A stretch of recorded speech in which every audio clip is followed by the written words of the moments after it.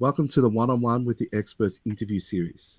This series is to touch base with experts in the field of mental health to gain practical knowledge on what we can do to support our mental health and the mental health of our family and friends.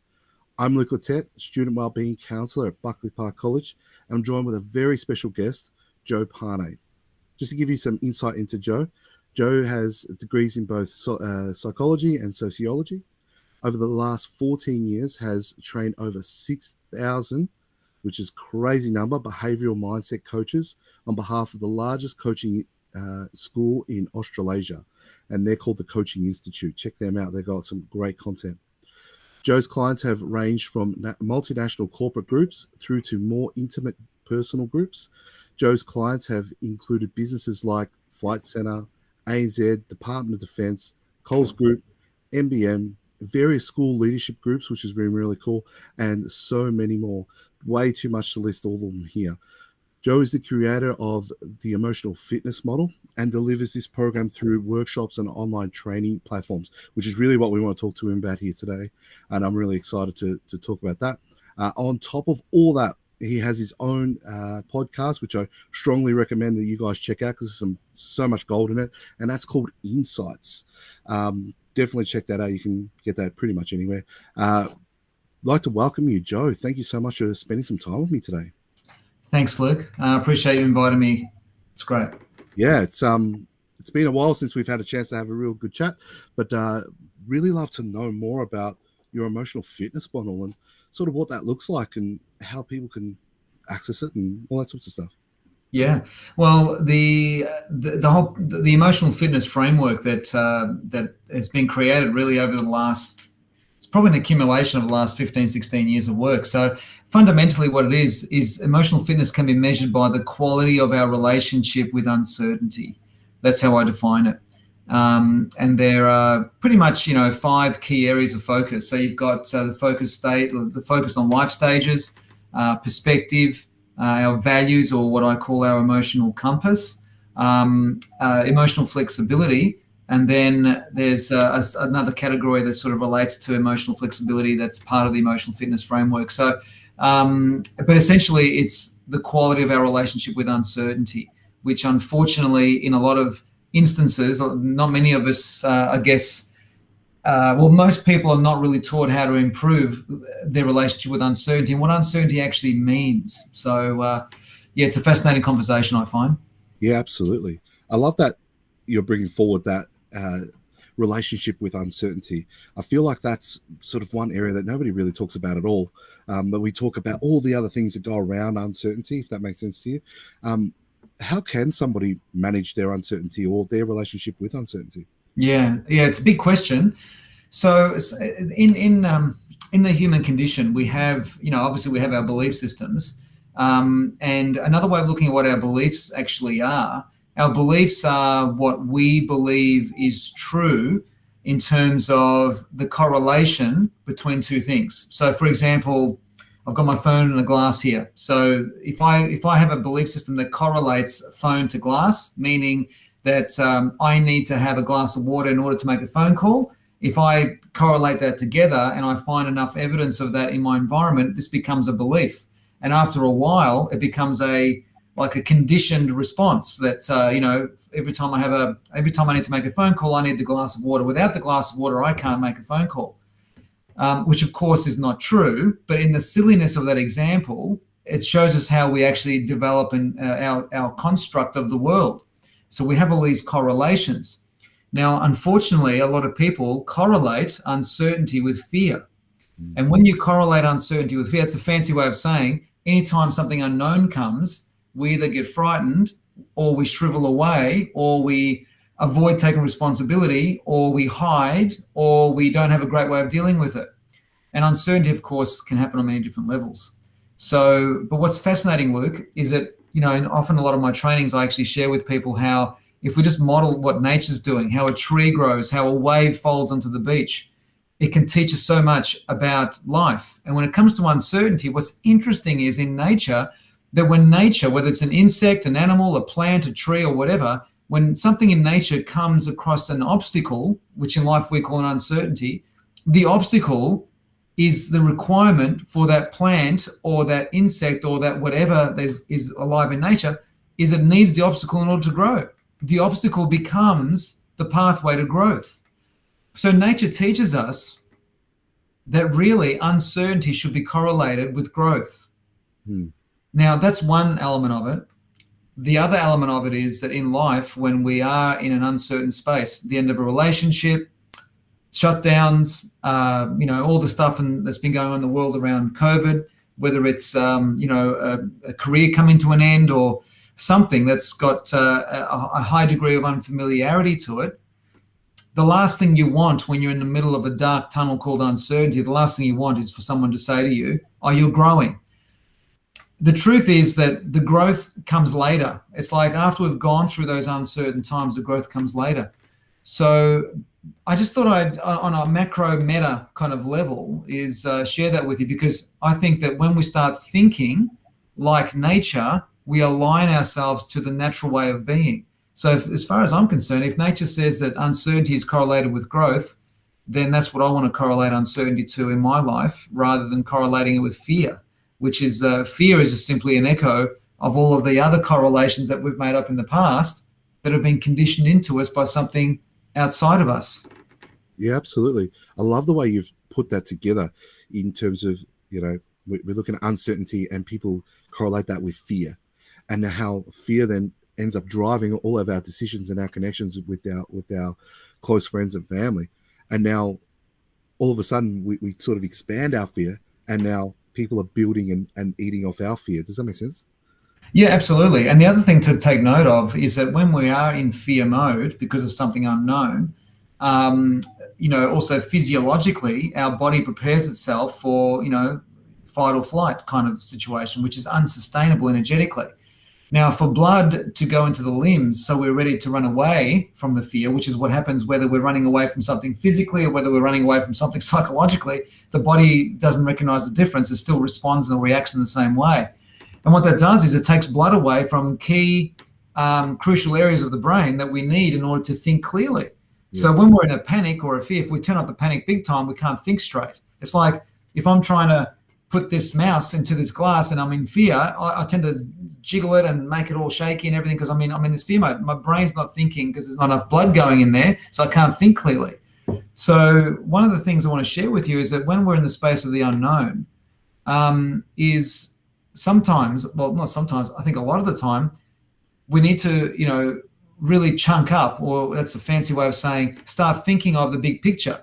So our perspective, and perspective is one of the key areas of my emotional fitness work. So when we have a clearer, cleaner view of the world from our perspective vantage point, we're able to calm down in the face of the unknown. So an example of that would be something that you're grateful for, something that you appreciate,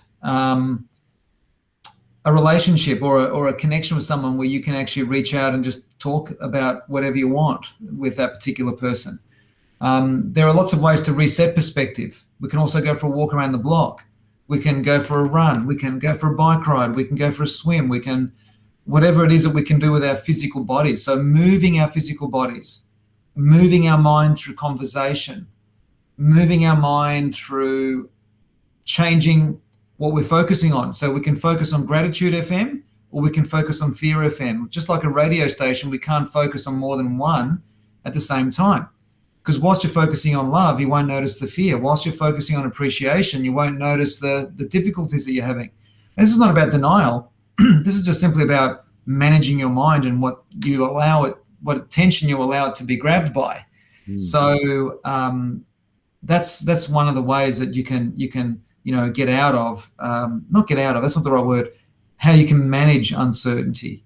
Another way of managing uncertainty, Luke, is having a hobby in your life that has meaning to you, a meaningful hobby, something that resonates with your innate intelligence. And all of us have got different kinds of innate intelligences. Some of us are more gifted physically. Some of us are more gifted intellectually. Some of us are more gifted musically. Some of us are gifted more creatively. Some of us are gifted more philosophically. There's a whole bunch of different sort of innate capacities that we have. So, for example, for me, I love physical. I love running. I love the physical movement of it and how it makes me feel. So I have found a hobby that I've had for a long time in my life, which is the running, which gives me meaning. And I believe, in fact, I don't believe, I know that everyone, if they spend some time thinking and trying different things, bringing in a hobby in your life that has meaning. And what I mean by meaningful hobby is a hobby that has its own levels of challenge that you can consciously take or not take. And what happens is when you've got a hobby that you genuinely love and it sings to your soul and raises your spirit, it gives you something to look forward to many times a week. You look forward to that guitar lesson, or you look forward to the run, or whatever it might be. And when you've got something to look forward to, it gives you hope, because hope is having something to look forward to. So when you've got, so for me, my running has, as a hobby, has helped me immensely in managing when uncertainty is at a higher level of intensity than normal. So, for example, when I started my coaching and training business, 16 years ago, leaving a job that I was getting a salary from every month to then going to this space where I didn't know where the next dollar was coming from. And there was so many things I was doing that were completely unknown to me, like unfamiliar things, going to a networking event for the first time, doing a talk somewhere for the first time, and all these things were deeply uncertain. What kept that balance of certainty and uncertainty, that delicate balance, was my running. Because my running was something that gave me comfort, I could feel good, gave me certainty, gave me security, physically, emotionally, spiritually. And when you've got that nailed, certainty, when it's there and it's solid, you can handle more of the unknown. It's when this becomes really unbalanced that we run into trouble. So I've said a lot there, but hopefully there's something that your listeners can take from that. Yeah, absolutely. and I love the way that you're explaining that, because to me, there's lots of talk and lots of content, especially being spoken about emotional regulation and how that all ties in. And I love the way that your hope is sort of one of those things that can bring that to us. And I love the way you're putting that as that hobby, giving you something to look forward to, giving yourself hope and something to push forward on. I love that. Yeah. And you're kind of taking care of that emotional regulation at the same time to a degree, aren't you? It takes care of it completely. The hope is massive. Like if we, I don't want to be a smarty with language, but if you don't have any hope, the word hopeless means no hope. That's what it means. So to be in a hopeless state can also mean we've got nothing to look forward to. And it's easy to get into that state of, I've got nothing to look forward to. I'm stuck in my house. Who knows how long we're going to be, all that kind of thinking, which I get it. I mean, it's absolutely, I'm in Melbourne, Victoria. We've been in shutdown for over 6 months. I get it. But I believe that if we're all creative enough, we can create something in our lives that we can look forward to. And I'm not talking about the big thing, like when we're all free and back to life and all this sort of stuff. I'm talking about every day, every week stuff. And when you have got something like, if you're musically gifted or musically, it's something that you're not necessarily skilled at yet because you haven't learned the guitar or the piano yet, but it's something that genuinely excites you, you want to do that, right? And any excuse that comes with I can't because, that's just the psychology of excuses, really. So all of us can embrace something to try something. And I can't speak highly enough of having something in your life that you can lean on, like a new skill set that you're developing and growing, whether it's musical, creative, physical, spiritual, whatever it is. Because then literally when I think about tomorrow morning, for example, at the time of this recording, I'm catching up with a couple of my running friends and we're doing a running workout, as we say in our running world. Looking forward to it. Even as I'm thinking about it, I can feel the energy subtly shifting in my body. Like it's like my body's getting ready for it. It's a beautiful thing, Thursday nights here at home, Thursday nights. This is a little bit different. This is more of a ritual. But on Thursday night, we have pizza night here at home with our 2 sons and my wife, except she doesn't eat it. But the 3 of us boys do. And every time it gets to a Thursday, I think, oh, tonight's pizza night. It gives me that little kick. It's like, oh. And that's more of a ritual, though. The hobby is more sustainable, because the problem with a food ritual is that if you become too dependent on it, it overtakes your week, and then it doesn't become a hobby. It becomes something that's very heavy and dense. So, but it's the psychology of hope.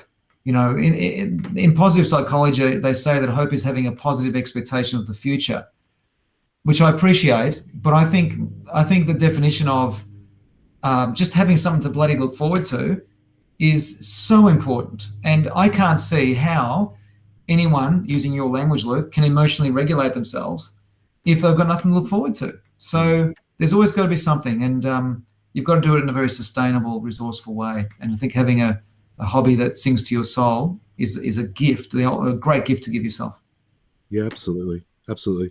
And so if you're in that hopeless state, and I know that there are some kids that we've worked with in the past that are sitting there saying, well, I feel hopeless. I feel like I've got nothing to look forward to.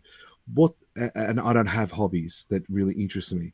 What sort of things can they get involved with? I know you touched on music and stuff like that, but what sort of ways can they move themselves out of that hopeless space?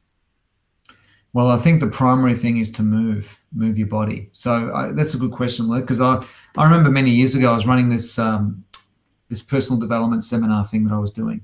I think you might have come to one of them. And there was a lady that came to me during the break who was in a hopeless kind of a state. She came to me and she said, I can't remember the last time I smiled. I've been stuck in my house. I can't tell you what it's taken for me to leave my house to even come to this event and all this. And it was a 3-day event or 2.5-day event. And on the first night, I just said to her, I said, look, when you go home, the next day I said, do you have runners? She goes, yeah, I've got runners. I said, just put on your runners, sit on the couch and put on your runners and just notice how that feels. And do nothing else. And then just take them off, all good. I said, then the next day, so then she comes the next day, she put her runners on and she said, oh yeah, that was okay. Yeah, it's okay. The next day, I said, put your runners on again and just go for a walk up and down your house with your runners on and just notice how it feels. She did that. And then we gradually, because I stayed in touch with her for a little while, just for a few weeks after the session, after the seminar, and I said, okay, the next step is put your runners on, you walk around the house, and then you just go outside. Just go outside your front door with your runners on. Don't go anywhere. Don't do anything else. That's all you do. Then go back inside and take your runners off. Then the next day, do all the same thing, put your runners on, walk up and down the house, go outside, maybe just walk out to your mailbox and grab whatever's there and walk back in. And slowly what we did, Luke, is over time, by adding bits and pieces, just a little bit, she eventually started to walk around the block, and that led to her getting out more, which made a massive difference. So sometimes it's just something as simple as putting on a pair of runners, because everything has energy. Everything in the universe, and this is an important message, everything in the universe is energy. Everything. That means there's nothing that's excluded from this. Everything. And when energy moves, in science, we call that vibration. And how fast something moves, we call it a frequency. Everything has got a vibration. Everything's got a frequency. So when you put on a pair of runners, it carries a different energy to just sitting on the couch and doing nothing. So when you put on those runners, it affects your system in a very positive way. Even if you just put them on, leave them on for 10 minutes, sitting on the couch, and then take them off. Just notice the difference. And it makes a massive difference, because when you can start changing, and I know this sounds a little bit esoterical or whatever, but this is pure, basic, fundamental science, is when you shift the frequency of something, just like when you change a radio station, you're tuning into a different station. And when you're tuning into a different station that plays a different kind of music, guess what happens to your mood, Luke? It changes. Absolutely. And everything is energy. So that's the tip that I want to give, is that this is not, it's not about coming off the couch and then suddenly going for a run for 10 kilometers. It's about put on your runners, notice how it feels, and you just slowly, gradually build on that. Does that make sense? I hope that helps people. Absolutely. And I think that's a really key message for everybody to sort of take on board, is when we start to feel helpless, we see this a lot at school, especially when that helplessness starts to step in. People think they've got to go to 0 to 100, but they don't. They have to build their capacity. And I think that's a really, really important message. Thank you, Joe, for that. And it's definitely something we could probably hit this interview on, unless you've got some other goal that you want to share with us. Well, I mean, there's lots of different strategies, but these are just some of the fundamental ones. So what we've looked at here in our chat is a psychological one, when we spoke about, okay, have an awareness of introducing into your life a meaningful hobby. For what purpose? So we can balance out the scale between certainty and uncertainty. We looked at nature and how nature, I'm pointing to nature outside here behind the screen. It's like, well, nature teaches us that uncertainty actually correlates with growth and nothing else. But in the human psychology, we correlate uncertainty with fear because of past conditioning. So that's the psychology side. The pragmatic side is introducing a meaningful hobby. And then on a much more micro level is trying on something like just putting on different clothes or putting on a pair of shoes or runners, in the example I gave you, to notice how different you feel, because everything is energy. And having bare feet or your socks and feet in a slipper watching TV has got one energy. Nothing wrong with that. It's just another station. But taking those socks off and putting on some sporty socks and putting on runners and tying them up, even just sitting on the couch, you will feel different.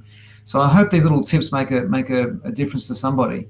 And it's also being aware. I'll share with you one more thing. If you remember, Luke, when you and I met in the coaching course that you did all those years ago, and I spoke about above the line and below the line thinking, and how above the line is simply taking responsibility for your own personal results. You know, the results of your feelings, the results of your energy, your health, your finances, all that sort of stuff. Versus below the line thinking, which below the line thinking, a person outsources their power to their environment. They are a victim of their own thinking. They blame all these outside sources. And you and I, we could sit here and blame everyone from the government to our parents to God knows what and feel justified in our blame. And sometimes it's healthy to just let that out. I get that. But if you live in that psychology permanently, you're going to become a victim of your own thinking, a victim of everything, victim of your own couch, everything. So there has to be a time when we decide to step up above the line and take responsibility for ourselves. And it all begins with that responsibility, begins with the first step. The first step is awareness that we need to change something. And then the second step, there's two fundamental steps. Awareness is the first step. The second step is then a conscious choice to commit to put those runners on, metaphorically, literally, or whatever you're committing to, and that you stick with that. Stick with it for as long as you need to, with good reason. And that's probably as much as I can share with you in the time that we have here. But I hope that really, really helps. Yeah, I'm sure it will. Absolutely. And it reiterates some of the information and the messages that we as a school give to our community, but in a really nice, gentle way. I really love the way you've presented it here, Joe. Thank you so much for your time. I really appreciate it, mate. It's always great to chat with you, and it's always gold that you can take out of everything you say. Like I said, guys, check out Insights, the podcast, where you'll get Joe like this, half an hour every day, every 15, 20 minutes, yeah, little 15, 20-minute chunks. Yeah, which is great. Thank you so much, Joe. I really appreciate it, mate. No, thanks, Luke. And if people want to find that podcast, it's just my name, joepane.com.au, and it's Insights with Joe Pane. It's on Spotify and all those platforms. And obviously it's all free, so enjoy. Yeah.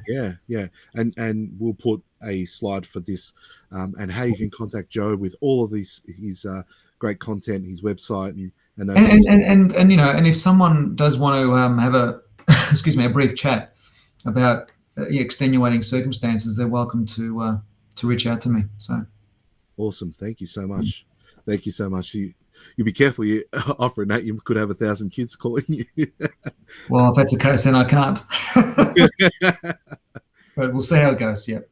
All good. Thank you so much, Joe. You take care, mate. Thanks, Luke. Thanks for the invitation. Take care.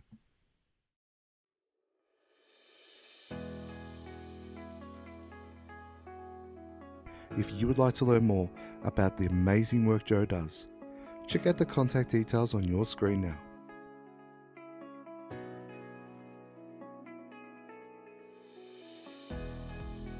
If you would like some assistance with this process, reach out to the Wellbeing team and we can walk you through this step-by-step for your individual circumstances, helping you overcome some of the hurdles and roadblocks that may be in place blocking you from your potential. Take care and be safe.